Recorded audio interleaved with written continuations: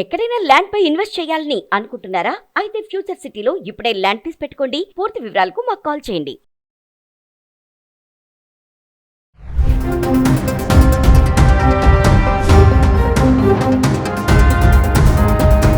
నమస్తే, welcome back to Suman TV. Present మనతో పాటు ఉన్నారు అసిస్టెంట్ ప్రొఫెసర్ రామకృష్ణ గారు. నమస్తే సార్. నమస్కారం అమ్మా. సార్, ట్రంప్ గురించి మనం చాలా వీడియోలో మాట్లాడుకున్నాం. ట్రంప్ వచ్చినప్పటి నుంచి ఈ రోజు వరకు కూడా వీడియోలు చేస్తూనే ఉన్నాం. ఎందుకంటే ఆయన తీసుకునే డెసిషన్స్ అలా ఉన్నాయి. రోజుకు ఒక డెసిషన్, రూల్స్ మార్చడం కూడా. మరి ప్రెజెంట్ చూసుకుంటే అబ్రాడ్ ఎడ్యుకేషన్ అనే విషయంలో అమెరికా అనే దానికి కొంచెం ఫుల్ స్టాప్ పెడుతున్నారని అనుకోవాలి మన వాళ్ళు. ఇండియన్స్ రూట్ మార్చారు. ఇప్పుడు కొంచెం జర్మన్, యూరప్, కెనడా ఇటు వెళ్ళడం చేస్తున్నారు. ప్రెసెంట్ మీ స్టూడెంట్కి ఇచ్చే అడ్వైస్ ఏమైనా ఉంటుందా? ఈ టైంలో అమెరికా వెళ్లకుండా ఇటువైపు వెళ్ళే మార్గాలు, అక్కడ ఆపర్చునిటీస్ ఎలా ఉన్నాయంటే ఒకసారి. మీరు ఫస్ట్ అన్నారు కదా, ట్రంప్ అమెరికాని ఎంత ఉద్ధరించాడో తెలియదు కానీ ప్రపంచవ్యాప్తంగా ఉన్న ఎంటర్టైన్మెంట్ రంగానికి మాత్రం ఆయన చాలా హెల్ప్ చేశారు. ఎందుకంటే ఎవ్రీ డే అంటే మీ యుఎస్లో ఉన్న కమెడియన్స్ వాళ్ళ ప్రోగ్రామ్స్ చూస్తే మాత్రం మీకు అప్పుడు అర్థమవుతుంది.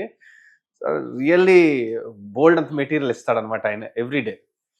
సో ఆ రకంగానే చూసుకుంటే ఆయన చాలా డెసిషన్స్ తీసుకున్నాడు. ఓపీటీని కట్టైల్ చేయడం కానీ, అలాగే H1B మీద ఆంక్షలు విధించడం. అంటే ఫైనల్ గా ఏమవుతుందంటే శబ్దం చాలా పెద్దది వస్తుంది.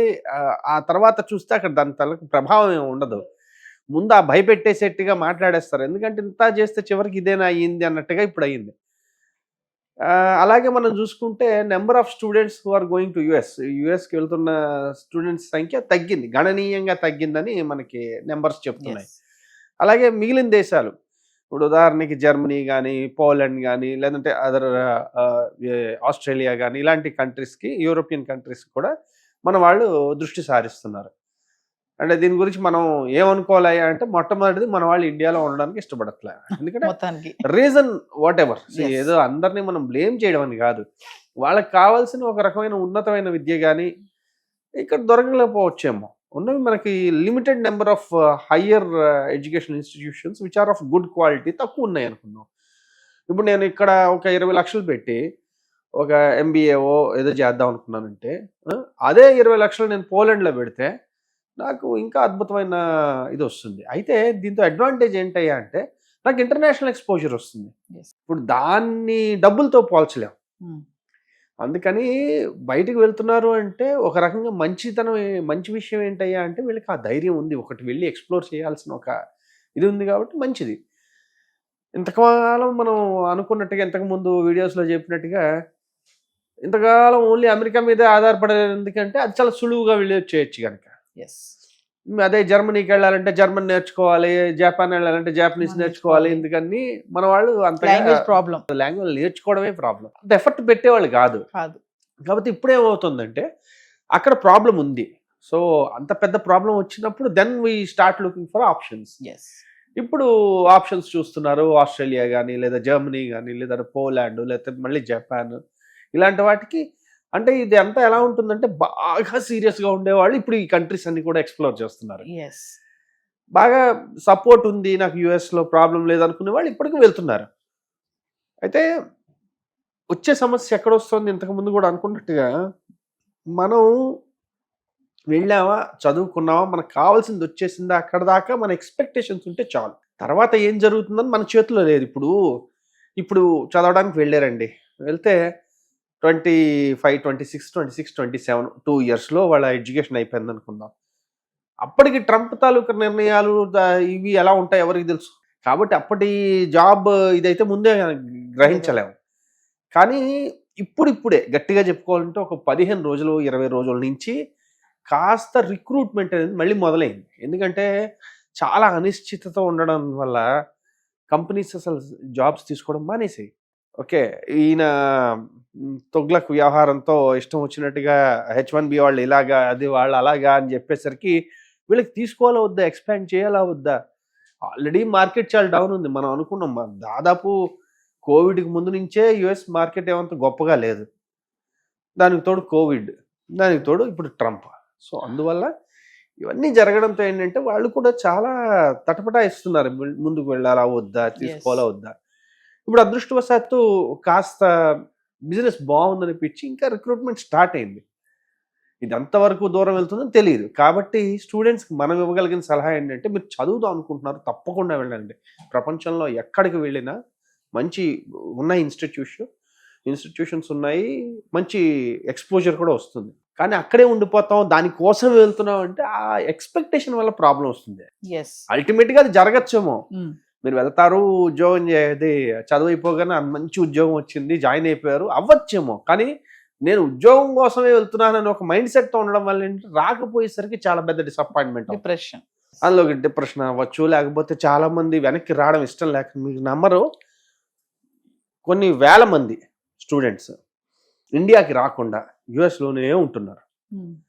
ఇంట్లో వాళ్ళు బతిమలాడుతున్నారు, వచ్చేయండి, అక్కడ మీరు ఏం చేయట్లేదు, కొన్ని ఉద్యోగం రాకపోయినా పర్లేదు, ఇక్కడ మామూలుగా ఉన్నా పర్వాలేదని, నేరం అని చెప్పి కూర్చున్నారు. అంటే ఎవరిని ఉద్ధరిస్తున్నారు? చెప్పాను కదా, ఆ ఎక్స్పెక్టేషన్లతో అయితే ఇలాంటి సమస్యలు వస్తాయి.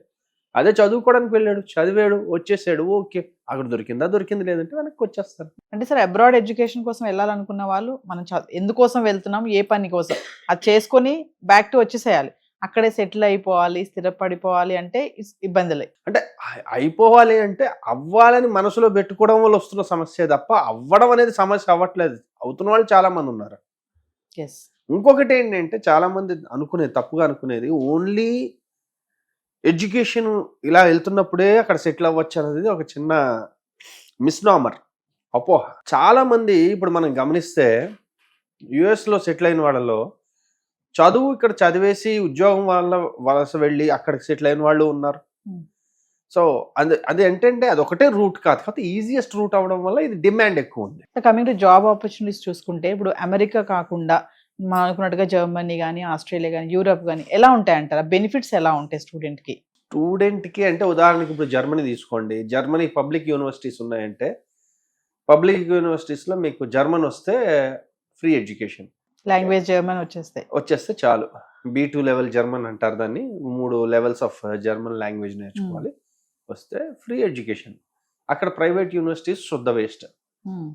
అక్కడ ప్రైవేట్ యూనివర్సిటీస్లో లక్షలకు ఖర్చు అవుతుంది తప్ప దానివల్ల పెద్ద ఉపయోగం లేదు, వాళ్ళు పెద్ద వాల్యూ ఇవ్వరు.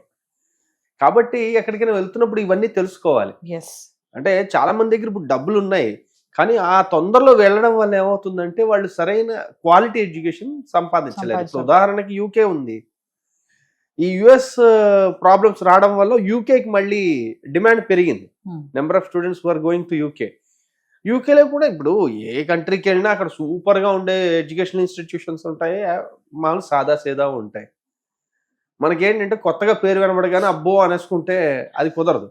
సో ఒక బ్యాక్గ్రౌండ్ స్టడీ బాగా చేసి అసలు ఇదేంటి, వెళ్ళొచ్చా లేదా, దీని తర్వాత మనకేంటి, దీని తాలూకు వాల్యూ ఏంటి, అవి మనం కొంచెం చూస్తే మంచి అవకాశాలు అయితే ఉన్నాయి. జాబ్ ఆపర్చునిటీస్ కూడా వన్స్ అక్కడికి వెళ్ళిన తర్వాత దొరుకుతాయి. సో ఏదేమైనా సార్, ఫైనల్గా అయితే అమెరికా వెళ్ళేటటువంటి సంఖ్య మాత్రం తగ్గిందని అనుకోవాలి. అంటే ప్రస్తుతానికి తగ్గింది. ఎప్పుడైనా గుర్తుంచుకోండి, ఇదేదో ఏమంటారు, ఇదే ప్యాటర్న్ కంటిన్యూ అవుతుందని మాత్రం మనం అనుకోవడానికి లేదు. ఎందుకంటే దీన్ని మళ్ళీ వేలం వెర్రని కూడా అనడానికి లేదు. అక్కడ మీకు కళ్ళ ముందు కనబడుతుంది, కొన్ని లక్షల మంది అక్కడికి వెళ్ళి చదువుకొని తర్వాత ఉద్యోగం చేసి బాగా స్థిరపడిపోయిన వాళ్ళు ఉన్నారు.